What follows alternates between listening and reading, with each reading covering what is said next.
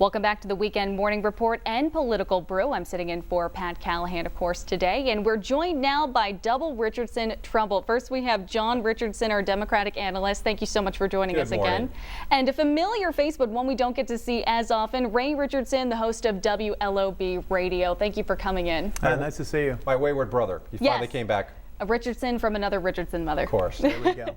Gentlemen, it's been a very intense 24 hours. The first thing I want to talk about is, of course, what everyone is talking about at this point, the Brett Kavanaugh confirmation to the U.S. Supreme Court. That happened last night. He's in. It's been confirmed. Senator Susan Collins was a key vote impacting this particular outcome. How is that going to affect her coming back into Maine politics? How is the politics on the national level going to affect us here in Maine? Well, I think at first it depends on whether she runs again in 2020. I mean, there's some thought that perhaps she won't. But if she does, I think what happens is she has energized and confirmed for her base that she truly is a Republican. And she can put a lot of dispel a lot of those concerns that she wasn't. For the Democrats and a lot of women who voted for her who were Democrats and independent women, I think this reshapes the landscape. I think a lot of them are disappointed with this particular vote, and I think they're looking and maybe the possibility of opening the door for someone else. How about you? Yeah, I agree with John to some degree. I think her base is different than the Republican Party. It's always been a broad coalition of unenrolled and disaffected Democrats. I think a lot of them will see the principle she stood on. It wasn't so much the yes vote as it was really her personal declaration that the idea that you're innocent until proven guilty, and she went a step further with her comments saying that, is it more likely than not? Those are really bedrock principles of who we are. I think people will respect her for standing up for that. Do you think that even though there are many women's groups right now who are feeling victimized by her, especially because of the sexual assault allegations made against Brett Kavanaugh, many people are saying they feel abandoned by her. Many women are saying that they were a large base for her in her voting group. Knowing that there are people who could still believe in her principles, could we see a large swing based in that particular group, the women? Yeah, I don't see that. I really feel, and I don't want to be disrespectful to anyone, that this is foolish. I believe you can say that Dr. Christine Ford was assaulted, and I believe you can also say that Brett Kavanaugh didn't do it, and both of those statements could be true. No one wants to silence women, and certainly, I have a wife, 4 daughters, sister-in-laws, a mother-in-law, a granddaughter. I would never want them silenced. I don't believe you can blame Senator Collins for what happened to an individual.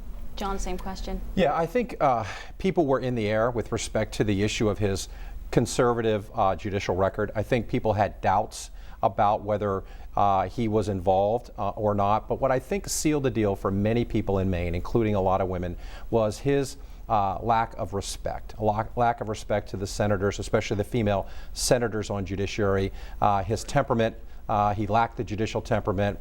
He was confrontational. All those things, I think, disturb people. It disturbed a former justice of the Supreme Court and many people who were weighing in. And I think that's what tipped the scales and why people are so upset right now with Susan Collins. We have many reports coming in about literally millions of dollars. Those numbers are being shown for groups that have raised that much money for her opponent in 2020, whoever that would be if she chooses to run again. How does money impact her decades of experience, or does it at all? Well, in order to really compete against someone with decades of experience and who has been well received, in the state of Maine, you've got to get name recognition. And the only way you can get name recognition is by having enough money to get your message out there. So this will be, I think, for the first time in Susan Collins' election career, someone who will have this money plus whatever they can raise will be able to get their message out and make a compelling argument that I have a difference of opinion about what to do moving forward. Senator Collins knows that even the tallest tree can fall. Margaret Chase Smith, her political role model, lost her last election. Senator Collins won't take anything for granted, and I think what she's done now is for people like me who had kind of lost faith in her. She restored a lot of my faith in her with what she did. And again, not because it was yes, but because she stood up for values that I really appreciate and believe in.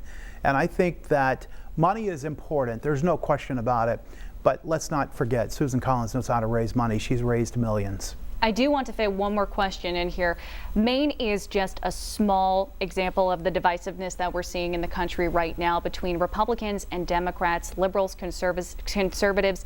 Why? And how can we heal that divide? Is this because of President Trump? Is it because of something else, or many factors that maybe we don't know about? And how do we get over it? Well, the divide has been there, and it was there before Donald Trump. I think he took some advantage of it so that he got elected, I think, by dividing the country in a way. But it's been there for a long time, and I don't think it gets healed overnight. I actually think it gets a little worse before it gets better. But this country is so strong.